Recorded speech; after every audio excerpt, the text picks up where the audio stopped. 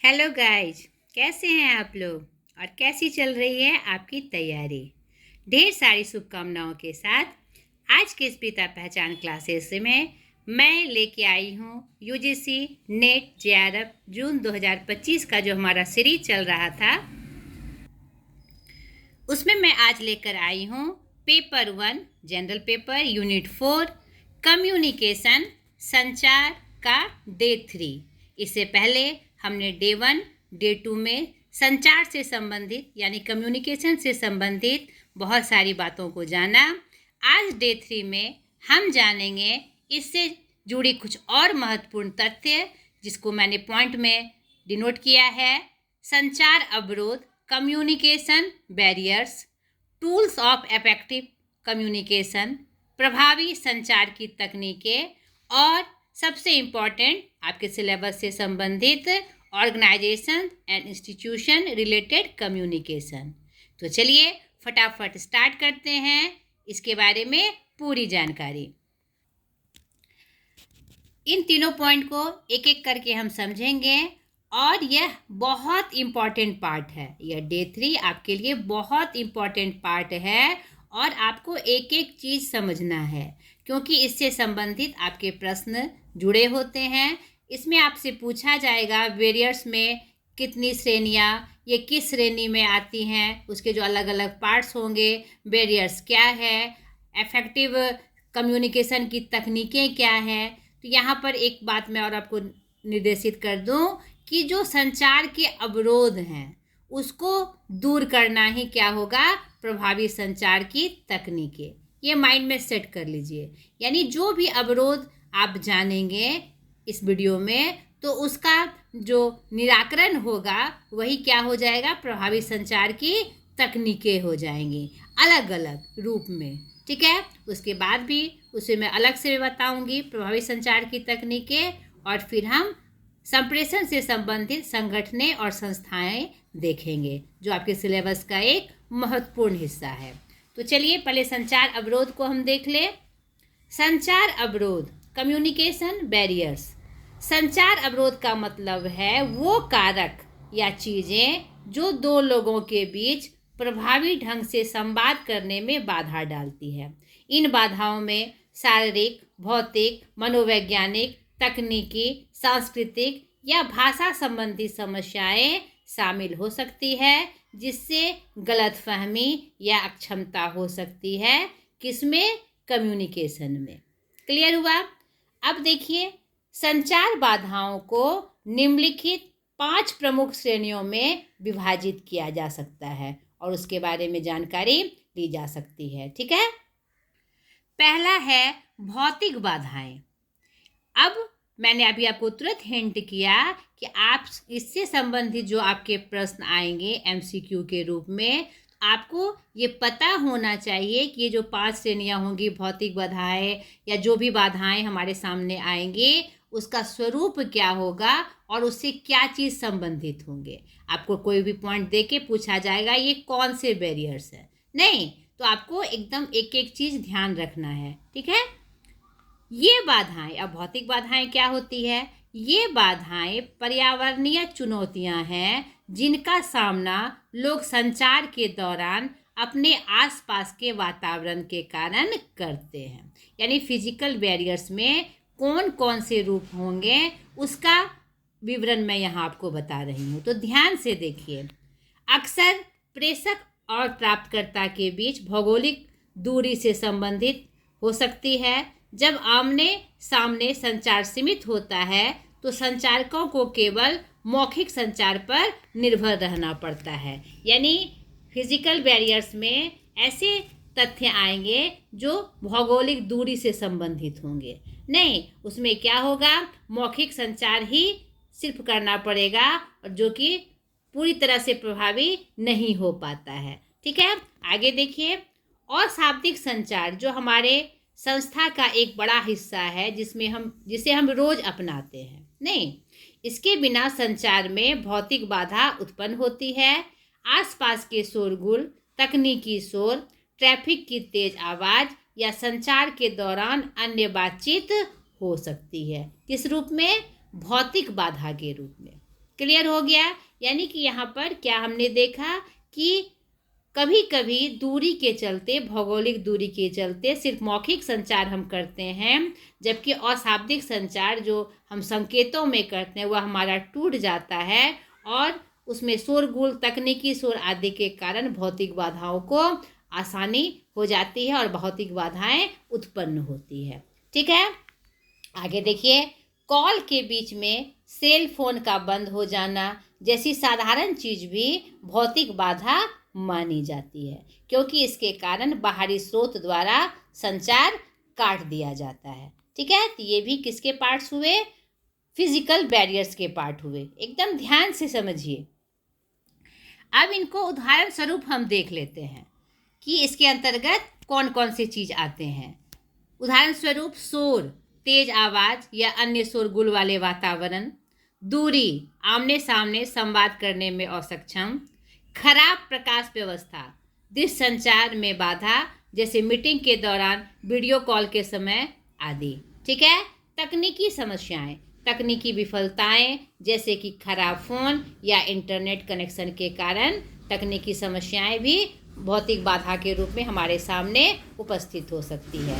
बुनियादी ढांचा, खराब सड़कें, खराब संचार उपकरण या खराब बुनियादी ढांचा संचार प्रक्रिया में बाधा डाल सकती है। यानी हमने संचार के लिए जो ढांचा तैयार किया ताकि हमारा संचार दूसरे तक पहुंच सके, तो उस प्रक्रिया में, उस ढांचा में कभी कभी कोई ना कोई बाधा, चाहे उपकरण के कारण चाहे व्यक्तिगत रूप से बाधा आ सकती है। ठीक है, भावनात्मक बाधाएं, ये हमने इससे पहले हमने क्या देखा? भौतिक बाधाओं के रूप में। अब भावनात्मक बाधाएं, यानी बाधाओं में दूसरी श्रेणी किसकी होती है? भावनात्मक बाधाएं की। ठीक है, अब देखिए यह क्या होता है।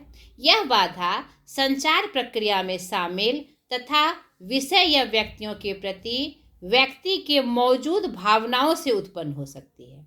क्लियर हुआ? भावनात्मक बाधाएं संचार में क्या क्या होती है यह हम देखें।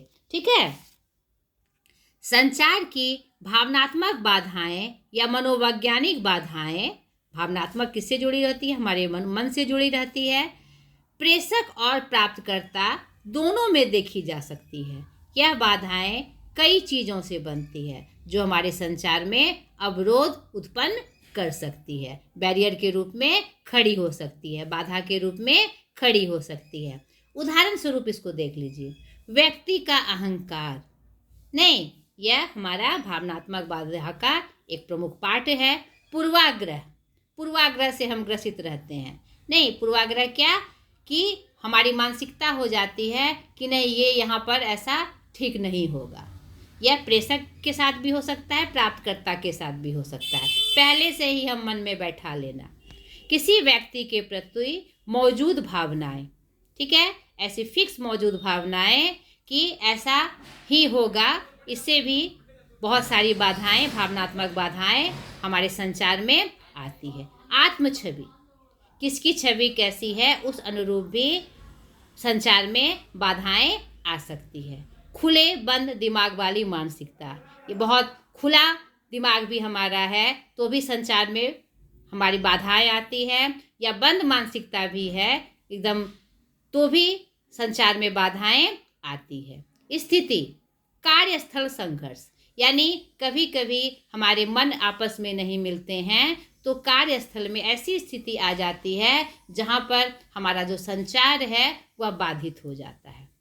इसका एक और महत्वपूर्ण पॉइंट है रुचि, यानी हम जो संचार प्रसारित कर रहे हैं वो उसमें हमारी विशेष रुचि है या नहीं। कार्यस्थल में एक काम के रूप में अगर वो मुझे दिया जाता है तो अगर हमारी रुचि उसमें नहीं होती है तो अनमने ढंग से हम संचार को प्रसारित करते हैं और वह सही रूप में उसका प्रतिफल नहीं दे पाती। तो यह भी एक प्रमुख बाधा होती है। ठीक है, ये बाधाएं प्रत्याशित भावनाओं या समस्याओं से उत्पन्न हो सकती है जो व्यक्ति के साथ पिछले अनुभव से उत्पन्न हो सकती है। यह अलग अलग संचार शैलियों, गलत संचार, किसी व्यक्ति की सुनने में असमर्थता या किसी संदेश को प्रभावी ढंग से संप्रेषित करने की उनकी क्षमता या परिणाम भी हो सकती है। ठीक है, अब तीसरा प्रमुख बाधा है सांस्कृतिक बाधाएं। अब ये किस प्रकार से है, इसको समझने का प्रयास करिए।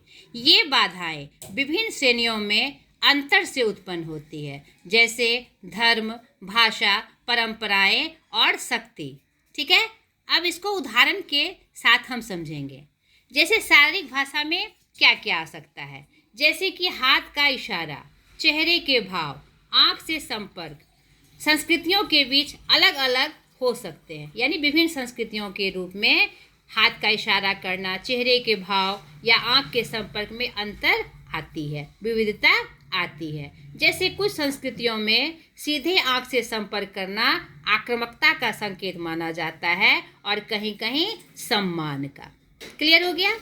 जैसे अभिवादन या रीति रिवाज, विभिन्न संस्कृतियों में अभिवादन के रीति रिवाज अलग अलग हो सकते हैं। जैसे कुछ संस्कृतियों में अभिवादन के दौरान झुकना या हाथ मिलाना सामान्य है, जबकि अन्य में अभिवादन के दौरान हाथ से सिर को स्पर्श करना या पैर छूना सामान्य है।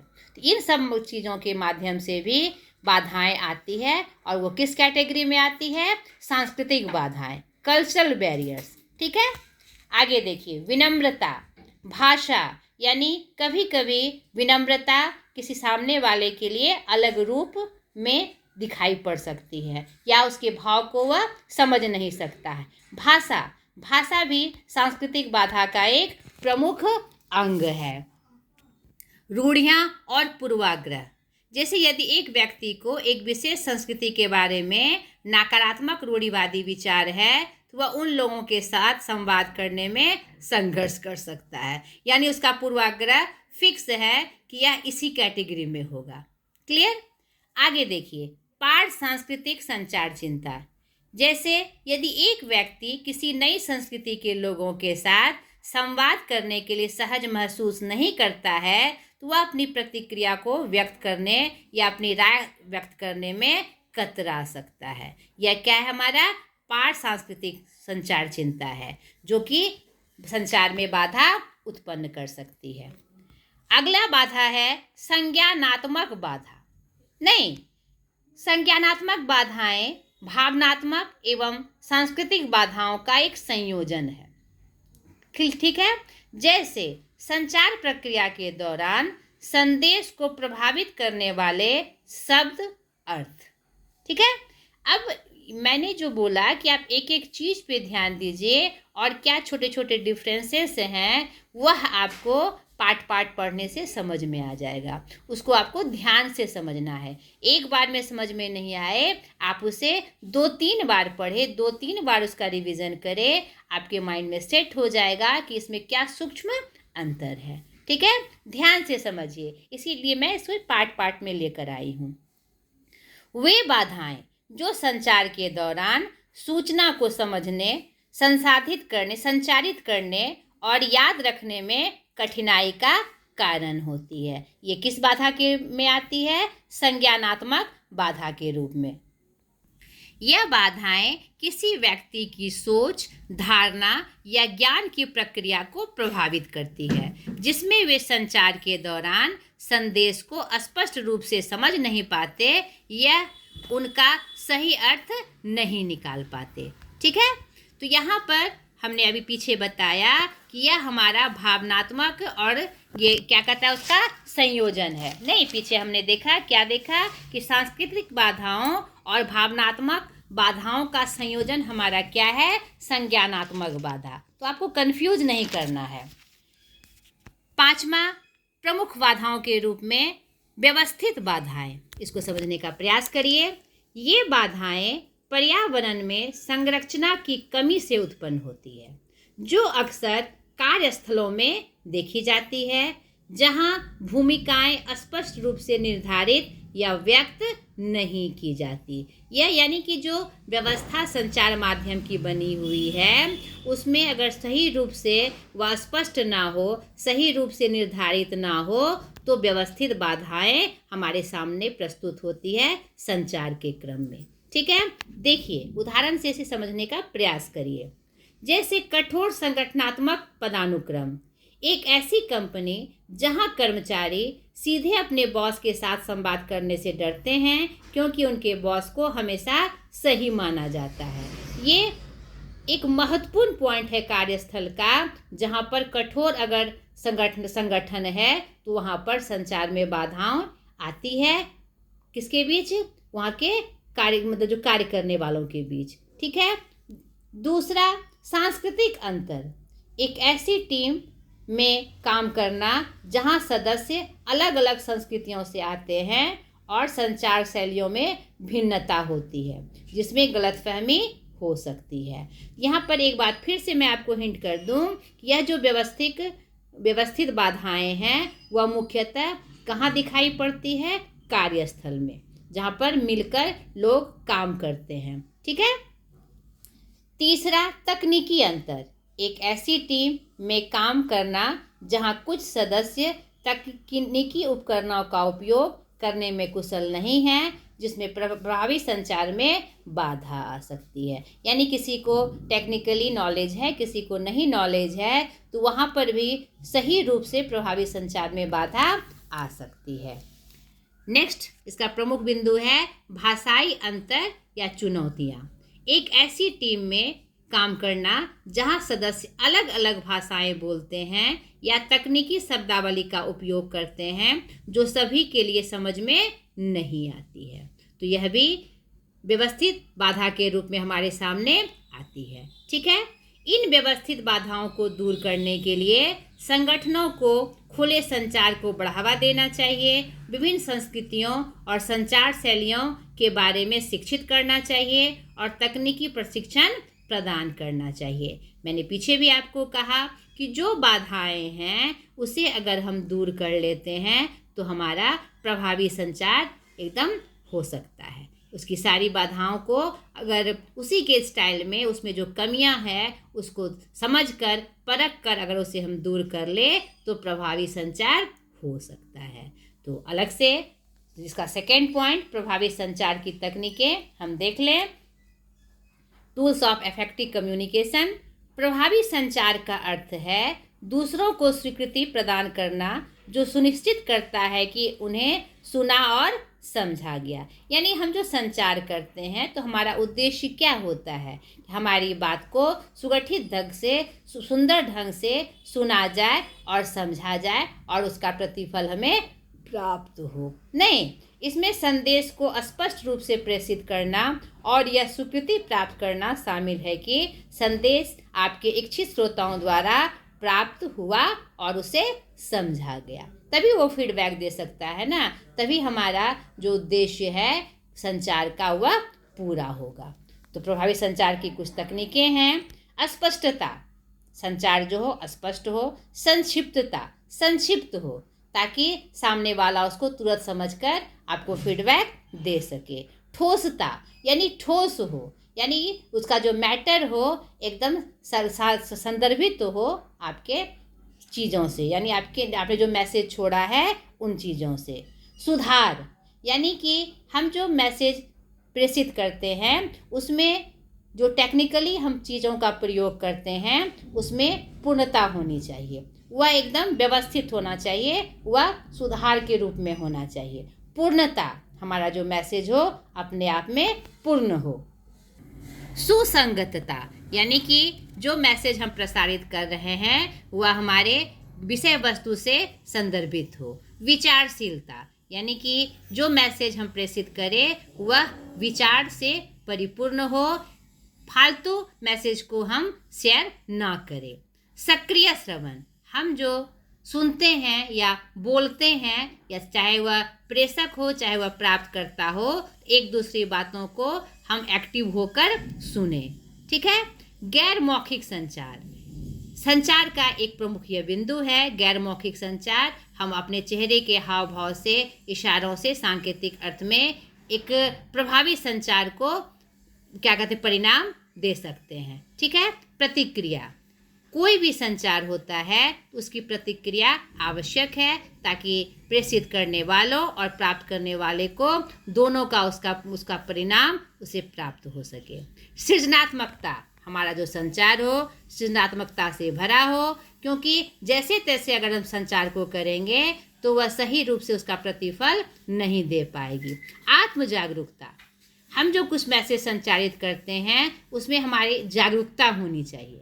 ये नहीं कि हमने संदेश भेज दिया, अब उसका जो मैटर हो, मेरा काम था भेजना, ठीक है, ऐसा नहीं होना चाहिए। अवलोकन, जो मैसेज हम भेजते हैं हमें उसका अवलोकन करना चाहिए। हम एज ए स्टाफ अगर कोई क्या कहते हैं किसी कार्यस्थल पर ड्यूटी के रूप में हमें यह मिला कि यह मैसेज भेजना है, तो सर्वप्रथम हमें उसका अवलोकन करना चाहिए कि वो व्यवस्थित है कि नहीं, सही रूप से है कि नहीं, यह बहुत आवश्यक है। फीडबैक का उपयोग करना, हर बात पे फीडबैक देना एक प्रभावी संचार के लिए बहुत आवश्यक है। सकारात्मक मानसिकता, सम्मानपूर्ण व्यवहार, सीखते रहने की जिज्ञासा, ये सब कुछ प्रभावी तकनीकें हैं जो संचार को प्रभावशाली बनाती है, ठीक है। प्रभावी संचार एक सतत प्रक्रिया है, इसे नोट के रूप में मैंने लिखा है। इन सब टेक्निकों को अपनाने के बाद भी हमें यह जागरूक रहना पड़ता है कि अपने संचार को हम, अपनी बातों को, अपने मैसेज को हम कितने अच्छे और प्रभावशाली ढंग से भेज सके। यह एक सतत प्रक्रिया है जिसमें सीखने और अभ्यास करने की आवश्यकता होती है। अतः प्रभावी तकनीकों का उपयोग करते हुए इसे कौशलपूर्ण बनाने का निरंतर अभ्यास करना चाहिए कि यह कितना प्रभावशाली हो सके और कितनी कुशलता से इसे भेजा जा सके, ठीक है। अब इस डे 3 का सबसे इम्पॉर्टेंट पॉइंट्स और जो आपके सिलेबस से संदर्भित है, बहुत इम्पॉर्टेंट है, संप्रेषण से संबंधित संगठनें और संस्थाएं, ठीक है, organisation, institution related to communication. निम्नलिखित प्रमुख संगठन एवं संस्थाएं हैं: सूचना प्रसारण मंत्रालय, प्रसार भारती, आकाशवाणी, दूरदर्शन, प्रेस एवं प्रिंटिंग मीडिया, पत्र सूचना कार्यालय, अखबार और फिल्म विभाग। ये सब प्रमुख हमारे क्या हैं, संगठन और संस्थाएं हैं संचार को प्रसारित करने के लिए। अब थोड़ा सा डिटेल में इसे हम जान लें। सूचना प्रसारण मंत्रालय, सूचना एवं प्रसारण मंत्रालय उन मंत्रालयों में से एक है जो आम जनता तक पहुंचने में सरकार का चेहरा पेश करता है, ठीक है। मंत्रालय को विभिन्न माध्यमों से सरकारी नीतियों, योजनाओं और कार्यक्रमों के बारे में जानकारी प्रसारित करने का काम सौंपा गया है, ठीक है। अब इसका गठन देख लीजिए। 15 अगस्त 1947 इसका मुख्यालय नई दिल्ली।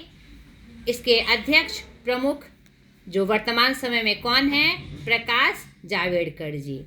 इसके अंतर्गत प्रमुख विभाग कौन कौन से आते हैं, सूचना विभाग, प्रसारण विभाग, फिल्म विभाग और एकीकृत विभाग, ठीक है।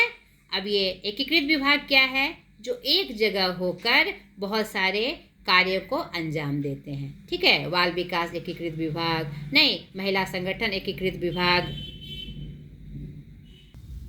ठीक है। अब दूसरा जो संस्था है प्रसार भारती, एकदम ध्यान से समझिए इस चीज़ को। इसे ब्रॉडकास्टिंग कॉरपोरेशन ऑफ इंडिया के नाम से जाना जाता है। इसका गठन 23 नवंबर 1997 को हुआ। इसका मुख्यालय नई दिल्ली है। यह एक सार्वजनिक प्रसारण संस्था है, सूचना प्रसारण मंत्रालय के अधीन है संचालित यह संस्था है, केंद्र सरकार के अधीन है।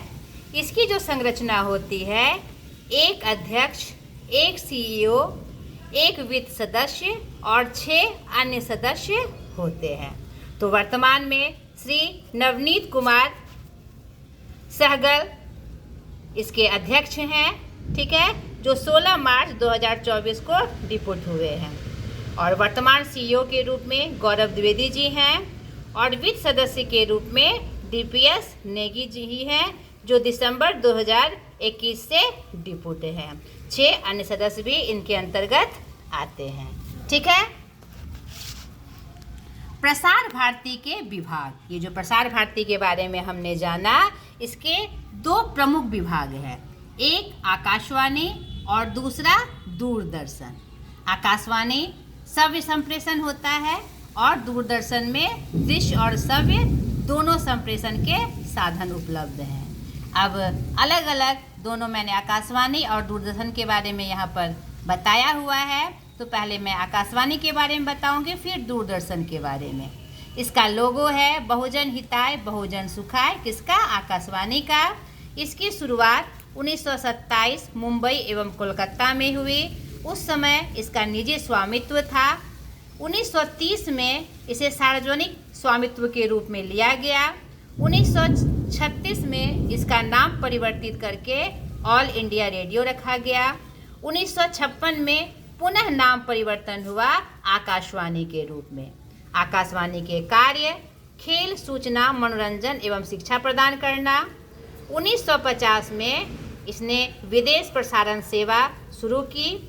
इस विशेष रूप में 1 अप्रैल 2004 से 12 केंद्रों के माध्यम से किसान वाणी की इसने शुरुआत की।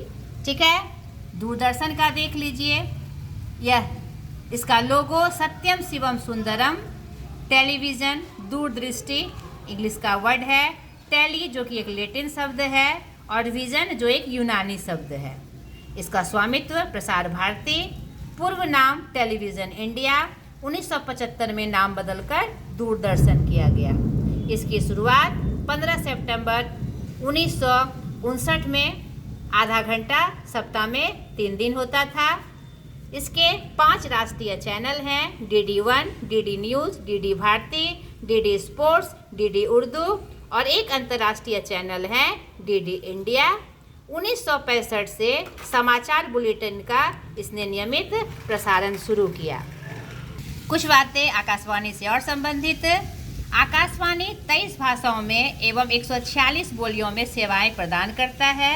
यह भारत की संस्कृति और वैश्विक मुद्दों पर भारत के दृष्टिकोण को दुनिया भर में प्रसारित करता है। आकाशवाणी 3 स्तरों पर कार्यक्रम प्रसारित करता है, राष्ट्रीय, क्षेत्रीय और स्थानीय। जितनी भी बातें हैं वह आपके कोर्स से संबंधित है, आपके MCQ क्वेश्चन से संबंधित है, तो ध्यान से समझिए। आकाशवाणी समाचार भारती सरल और सहज हिंदी में बढ़ावा देने एवं कर्मियों की रचनात्मक प्रतिभा को प्रदर्शित करने का माध्यम है। ये आकाशवाणी समाचार भारती इसी का एक पार्ट है। ठीक है, आकाशवाणी के क्षेत्रीय उप महानिदेशकों के मुख्यालय में दिल्ली, चंडीगढ़, भोपाल, गुवाहाटी, कोलकाता, मुंबई, अहमदाबाद, चेन्नई और बेंगलोर शामिल है। ठीक है, दूरदर्शन से संबंधित और कुछ बातें। 25 अप्रैल 1982 को इसका रंगीन प्रसारण शुरू हुआ। 16 सितंबर 2004 में DTH सेवा का प्रसारण, इसे DD डायरेक्ट प्लस के नाम से भी जाना जाता है। यह सेवा निःशुल्क है एवं दूरदर्शन के कई क्षेत्रीय और राष्ट्रीय चैनल के माध्यम से उपलब्ध है। दूरदर्शन 34 उपग्रह चैनलों को संचालित करता है और 14,000 ग्राउंड ट्रांसमीटर और 66 स्टूडियो के साथ देश का सबसे बड़ा प्रसारण करता है। ये 2 पार्ट में मैंने आपको बताया हुआ है, एक आकाशवाणी के बारे में, एक दूरदर्शन के बारे में, तो कंफ्यूज नहीं करना है और इसे ज़रूर लिख लीजिएगा, ये बहुत ही इम्पोर्टेंट पार्ट है। 3 नवंबर 2003 को दूरदर्शन ने अपना 24 घंटे का समाचार चैनल लॉन्च किया। डेट के साथ इससे संबंधित सारी बातें आपको याद रखनी है। अब इससे संबंधित और कुछ प्रमुख बातें, जैसे जन मीडिया। अब जन मीडिया यानी कि लोगों तक जो सारी बातें सरकार से संदर्भित या कोई भी संदर्भित बातें जो पहुंचाया जाता है। ऐसे तो हम जानते ही हैं कि न्यायपालिका, कार्यपालिका और विधायिका हमारा जन मीडिया है, जिसके माध्यम से अपने सारी बातों को, सारे अधिकारों, सारे कर्तव्यों को हम यूज़ करते हैं। नहीं, इसी में एक चौथा हमारा सबसे बड़ा जन मीडिया है प्रतिनिधित्व मीडिया, यानी मीडिया। ठीक है, 3 पार्ट तो है ही, एक चौथा प्रमुख जो है वह है हमारा प्रतिनिधित्व मीडिया, यानी मीडिया जो काम करती है। तो मीडिया क्या करती है? लोकतंत्र के 3 स्तंभों के काम पर नियंत्रण रखना, जनहित को सूचनाएं समय पर प्रसारित करना, लोक व्यवस्था निर्माण करना, समाज को एक सूत्र में बांधे रखना। अब मीडिया के प्रकार हम देख लें। Print media, electronic media, social media. Print media वह माध्यम है जो जानकारी को कागज या अन्य मुद्रित सामग्री के माध्यम से वितरित करता है। जैसे यानी आपको प्रिंट मीडिया में क्या आएगा, इलेक्ट्रॉनिक मीडिया में क्या आएगा, सोशल मीडिया में क्या आएगा, इसकी संपूर्ण जानकारी होनी चाहिए। तो प्रिंट मीडिया में समाचार पत्र, पत्रिकाएं, किताबें और क्या कहते हैं जो न्यूज़लेटर, पोस्टर, बिलबोर्ड, ब्रोशर आदि आते हैं, इसमें संदर्भित होते हैं। तो सबका नाम आप जान ही रहे हैं। न्यूज़लेटर क्या होता है? न्यूज़ से संबंधित जो पत्र या श्रृंखलाएं होती है। बिलबोर्ड क्या होता है? बिलबोर्ड हमारा छोटी छोटी सूचनाओं को रोड किनारे चिपकाकर हमें सूचनाएं प्राप्त होती है। ठीक है। ब्रोशर भी छोटे छोटे पार्ट में जनहित में संदर्भित सूचना को प्रसारित करता है। ठीक है। इलेक्ट्रॉनिक मीडिया में रेडियो, टेलीविज़न, इंटरनेट और मोबाइल मीडिया शामिल है। ये संचार के माध्यम हैं जो बिजली का उपयोग करते हैं। ये बात भी इसके संदर्भ में आपको याद रखनी है। सोशल मीडिया में social networking sites, micro blogging, video sharing sites और फोटो शेयरिंग साइट्स शामिल हैं। बहुत इम्पॉर्टेंट पार्ट है। वीडियो थोड़ा लंबा हो गया, लेकिन आप ध्यान से समझते हुए बी नोटेड, इसको ध्यान से आपको अपनी तैयारी मजबूत रखनी है। तो आप उदाहरण में देख ले, फोटो शेयरिंग साइट्स में क्या क्या आते हैं? Instagram, Snapchat, video sharing sites में यूट्यूब, टिकटॉक, चर्चा मंच में रेडिट और कोरा, ये सब क्या है? साइट्स हैं, ऐप हैं। नहीं, माइक्रो ब्लॉगिंग में ट्विटर, लिंक्डइन, टम्बलर, अन्य सोशल मीडिया प्लेटफॉर्म में WhatsApp, Telegram, Viber, VK, Facebook आदि हमारा शामिल होता है। इससे संबंधित यानी कि संस्था से संबंधित कुछ और महत्वपूर्ण बात, हमारे कम्युनिकेशन से संबंधित, भारत का पहला अखबार द बंगाल गजट, जिसे जेम्स ऑक्सटन हिक्की ने 1780 में कलकत्ता से शुरू किया था, इसे हिक्की का बंगाल गजट के नाम से भी जाना जाता है। भारत में गंगाधर भट्टाचार्य द्वारा प्रकाशित पहली साप्ताहिक पत्रिका बंगाल गैजेट शुरू किया गया, जो इसी का हमारे ऑक्सटन हिक्की जी का ही रूपांतर था। ठीक है। 1861 ईस्वी में times of India Robert night द्वारा किया गया, जो इसके संस्थापक एवं संपादक थे, जिसे बाद में बॉम्बे टाइम्स के नाम से जाना गया, जिसे भारत के प्रमुख समाचार पत्रों की स्थापना में उनकी भूमिका के लिए जाना जाता है। किनकी भूमिका के लिए? रॉबर्ट नाइट को। ठीक है। 1849 में बंगाल रिपोर्टर, जिसने अंग्रेजों की आलोचना की, जिसके एक पत्रकार थे गिरीश चंद्र घोष, जिन्होंने बंगाली भाषा के से अंग्रेजी आलोचना की शुरुआत की, और इसका जो स्वामित्व था भारतीयों के हाथों में था, अंग्रेजों के हाथ में नहीं था। 1826 उत्तान मार्तंड, पहला हिंदी समाचार, जिसके संपादक पंडित जुगल किशोर शुक्ल जी थे, जो वकील थे, और इन्होंने इसका प्रकाशन कहाँ से किया? कलकत्ता से किया। ये इससे कम्युनिकेशन से संबंधित और आपके सिलेबस से संबंधित कुछ महत्वपूर्ण तथ्य यहाँ पर हमने आपको बताए। तो ये हमारा डे 3 कम्युनिकेशन का डे 3 यहीं पर संपन्न हुआ। अगली वीडियो में फिर एक नए यूनिट के साथ मैं हाजिर हो जाऊंगी, ढेर सारी शुभकामनाओं के साथ। और अंत में फिर से वही बात मैं दोहराऊंगी कि मेरी बातें और भी पढ़ने वालों तक पहुँचे, जो यूनिवर्सिटी नेट की तैयारी कर रहे हैं। तो इसके लिए आप मेरे चैनल को लाइक करें, शेयर करें और सब्सक्राइब करें। आज तक के लिए इतना ही। बाय।